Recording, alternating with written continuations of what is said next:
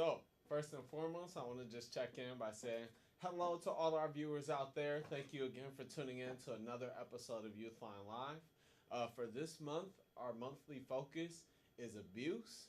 And to talk more about that later on, I'll let y'all know a little bit more of what's going on. But basically, our topic for today's episode is domestic abuse and domestic violence. So, what we're going to be talking about throughout the whole episode is different things around domestic violence, how it affects people, all these different things. So, feel free if you have any questions throughout the show, of course, to call in the number below and just talk. Basically, we'll talk about domestic violence. Maybe you could share a story or something you know about domestic violence, or maybe you just have some questions about it that you want to ask. And I'm going to try to give you as many resources as possible today around the topic of domestic violence. So first off, before we get into this topic, I want to let everybody know that YouthLine over at Chalk, we have a team of producers working hard. They're all YouthLine interns, and they're creating a short film. To talk a little bit more about this short film, the short film that we're creating, it's around the topic of bullying. And bullying is a very big topic in our nation of the United States because it's just like all over the place. Every school, no matter what level of school you go to, somebody there experiences some type of bullying. Whether it's elementary, middle, preschool, high school, whatever, college even, bullying occurs. And so it's a topic that really is dear to our hearts and we want to talk about.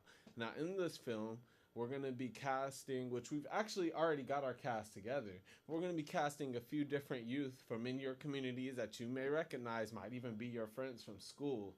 And you know what? They're going to be playing these roles for us. There's a young lady who is the main role for the film. Her name is Daquita. And basically, what Daquita is she's a youth who was bullied her whole life about her name. And because she was made fun of so much about her name, it made things a lot more difficult, with her. All the struggles that she's been with. So she had to go through different struggles to move from one school all the way to a complete new school where she meets another youth who she is kind of shy off to at first because she thinks that this new youth might intimidate her or might just be a bully like every other youth that she's came, into contact with and have encountered. But she's different. This youth that she get in contact with actually happens to be another youth who've experienced bullying. And so they become friends and they join an alliance in which they learn how to try and battle bullying within their school and try to build up as a group, and not only as a group but as a whole school of youth, a whole student body of youth, to try and make sure that this thing doesn't occur. And so if you want to be a part of that film, or if you have any ideas or something that you want to shoot and toss out about that film, you can also feel free to call in, or you could take down my email right now, Martin at chalk chalk chalk.org.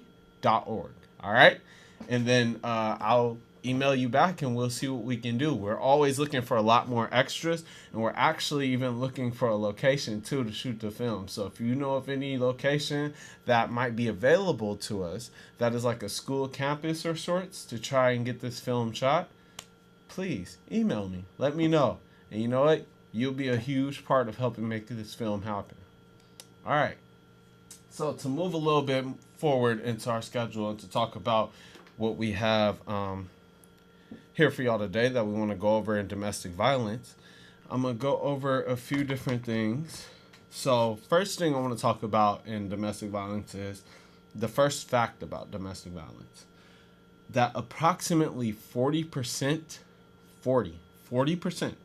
of children and women, 40% of women, just in California, experience inmate or partner violence within their own home, which is classified as domestic violence. In terms of imprisonment for a thing like this, for getting caught up in domestic violence, for being someone who even inflicts violence on someone else domestically, you can serve up to 5 years just for bodily injury. And then not to mention if they experience death or even worse to death, you can experience a lot more. So please be cautious of when you see things like this going down. We want to help spread awareness about it. If you know of any situation in which domestic violence has occurred, try to get that person to talk about it. Maybe they just need someone to listen to them. And to talk a little bit more about it, I know this question comes up a lot of, well, if you're in a domestic violence, type situation, why not just get out of it? Why not end the relationship with whoever is being violent towards you? But it's not always a boyfriend, girlfriend, or, boyfriend, boyfriend, or girlfriend, girlfriend relationship. Either way, the relationships might change. It could be domestic violence even from the adult in the family to a child in the family. And with a situation like that, and you're a kid, it's going to be a lot harder to get away from that adult who is causing you this harm, right? So there's a lot of different ways to deal with it. But before dealing with it and giving you all those resources on how to deal with it, I want to talk a little bit more about the policies around this idea of domestic violence. So the policy in the section that this is actually identified with in the law is actually section 2261A. 2261A. And you should be filed under these titles of imprisonment. You could be imprisoned for life or any term of years if death is occurred to the victim. For not more than 20 years if permanent disfigurement. So say you disfigured a person and they can't move or anything, or now they're in a wheelchair because you've hurt them so badly, you could face up to 20 years in prison for doing that. And that's if it's not even a life-threatening, type of bodily harm that you have inflicted on someone else. For more than 10 years, if serious bodily injury can happen, which means the victim is offered, they were attacked with a dangerous weapon, or not only that, they just have a really bad injury, say like a broken arm or a few maybe fractured fingers or something like that. You could end up spending up to 10 years in prison just for doing that.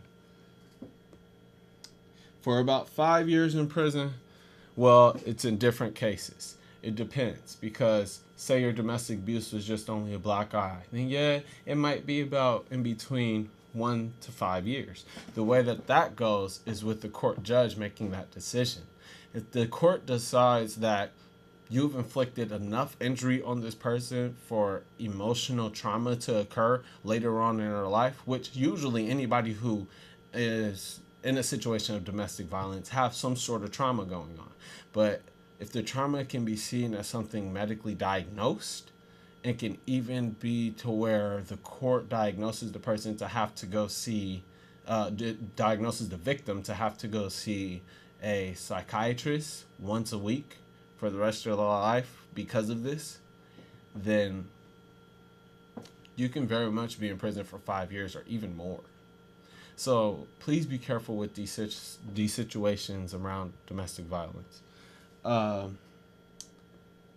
Children who've witnessed it tend to have about, say, 59% of them have actually reported it or reported the amount of abuse that they've seen. And 39% that report about this, 39 out of that whole 59% have some type of mental illness now because of the domestic abuse. Because of all the domestic things that have happened to them, whether it's been, being deprived of giving food, that's even can be counted as neglection.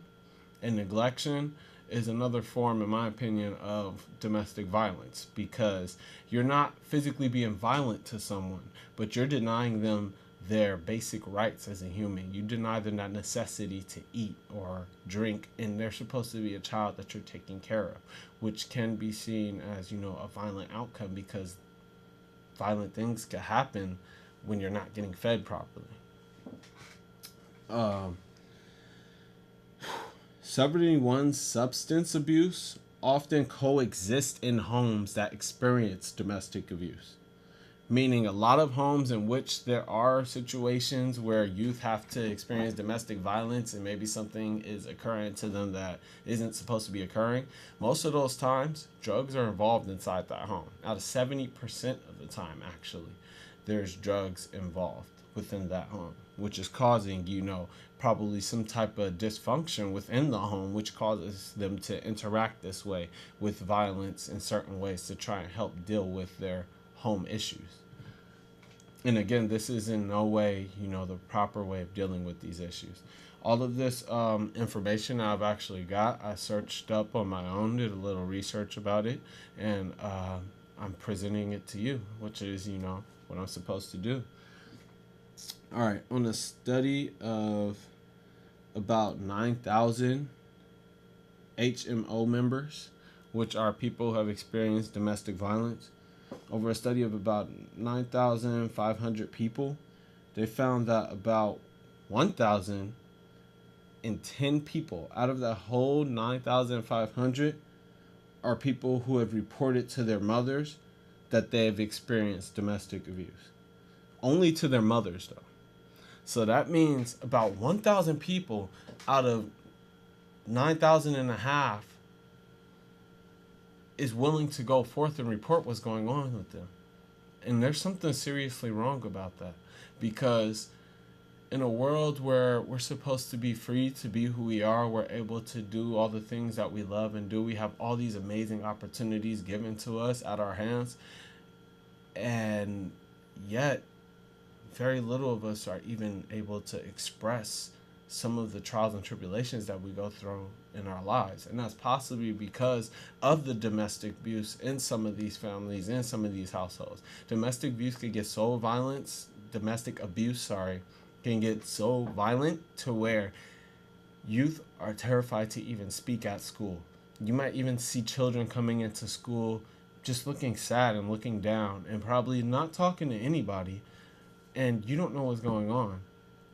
But you're ignoring that person or you're leaving them out. You don't realize that you're not giving them some attention, because there's a bunch of different things that happen in our daily lives that can distract us from recognizing when someone is going through, these domestic violence issues. So how can we help, and how can we get a part of this and help make a change?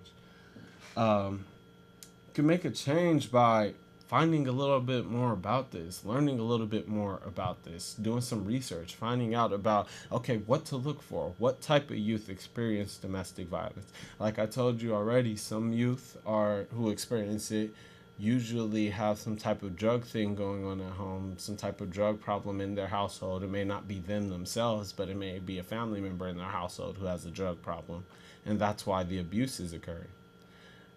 Be a little bit more cautious of who you're talking to and figure out what's going on. Maybe they have something similar going on at home.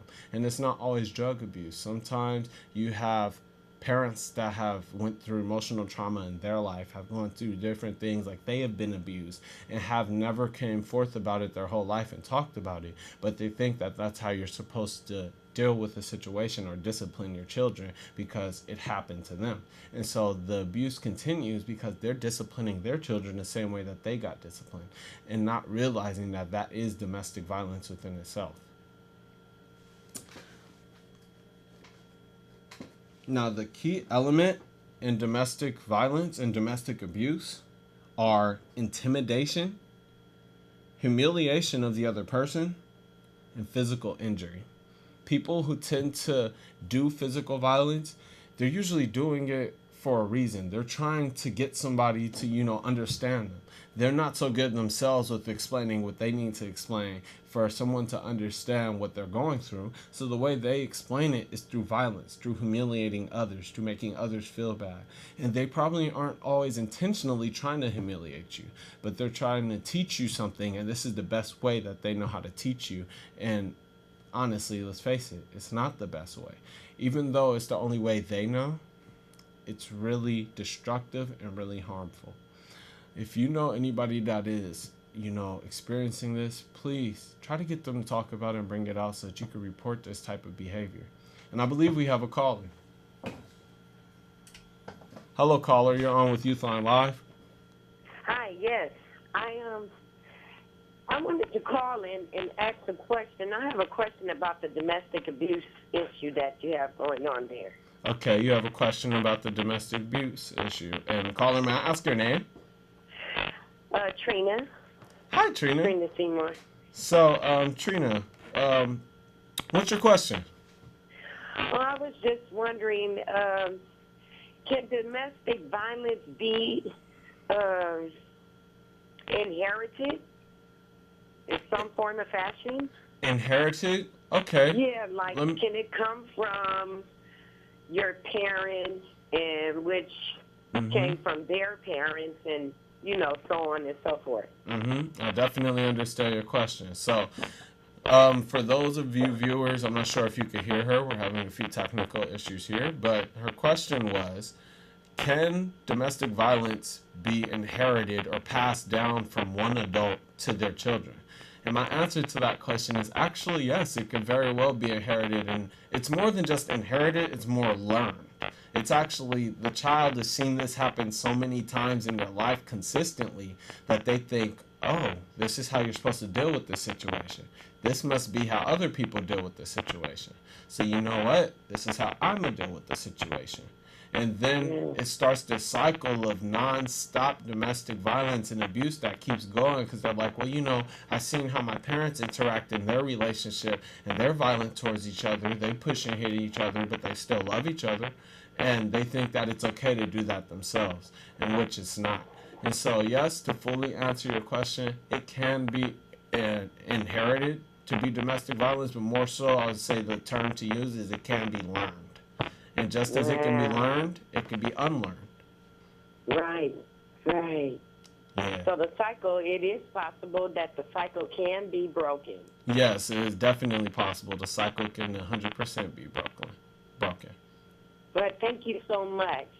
Thank you for calling in, Trina. Okay, you have a nice one.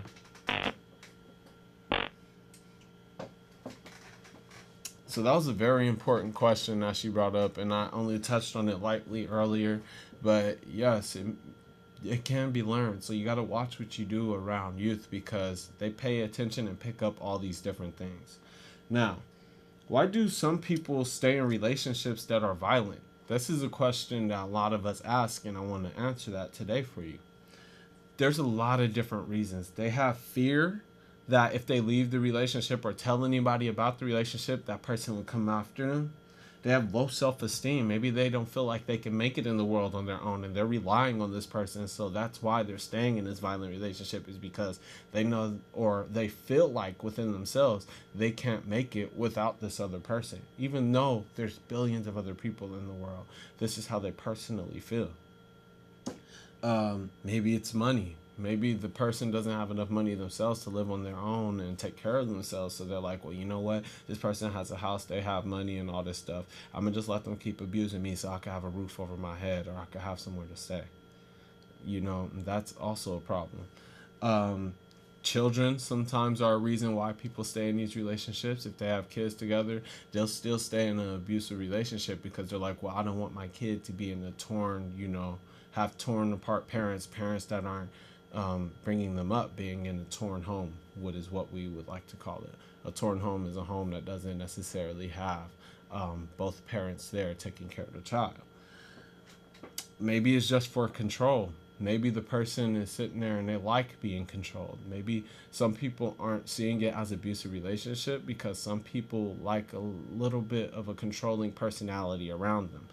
But you've got to be very careful with that, because if you want somebody that is a little bit controlling, you got to be careful and realize that there's a difference between a little controlling and extreme controlling, where you're like, hey, you can't wash your hands without me next to you. Like, there's a huge difference, and you got to pay attention to those. Maybe they're hoping for a change too. Maybe the person is apologizing to them a lot, and they're like, I'm sorry, I didn't mean to do this to you. I didn't mean to be violent. Please forgive me. Please forgive me. And that brings hope in people. They're like, well, you know what? If he could recognize their faults, or if the person could recognize their fault, whoever they are, he or she, can make a change and maybe be better in the future. And sometimes that gets you caught up in an abusive relationship, not realizing that that person's not going to change. Pressure from family members telling them, but that person's a good person, stay with them. Oh, they're doing this and that, but that's because they love you. You got other family members that'll probably be giving you the wrong information and get you to stay in an abusive relationship. Or maybe you don't want to let down your family because you're like, well, I got a whole family now who already know this person. And if I just tear myself away from that person, the family might look at me different. So they stay inside the relationships just because of family, responsibilities. So as you can see, there's a lot of different things that go into why people stay in these abusive relationships and domestic violent relationships. But there is safe haven for people like that, and there should be. So what I wanted to let you know is that if you go online and Google search domestic violence and help for domestic violence, you could find a ton of different websites that'll give you information about domestic violence. For example, I'm going to now go to a laptop screen to show you guys what I'm talking about. There's a website called La Casa de las Madres.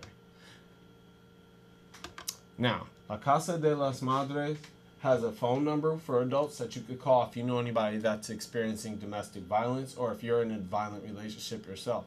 Please call their 1-877-503-1850 number. And if you're a teen or a youth who sees anybody going through it, then you could call their 24-hour line at 1-877-923-0700. I'm sorry, you guys, we didn't have enough time to go through this whole website and get you a chance to understand all of it. But this is a place located here in San Francisco. You could contact them. So if you're a San Francisco resident and you're looking for help out of a violent relationship, please contact La Casa de las Madres. Thanks again for watching YouthLINE Live. Tune in next week. Bye.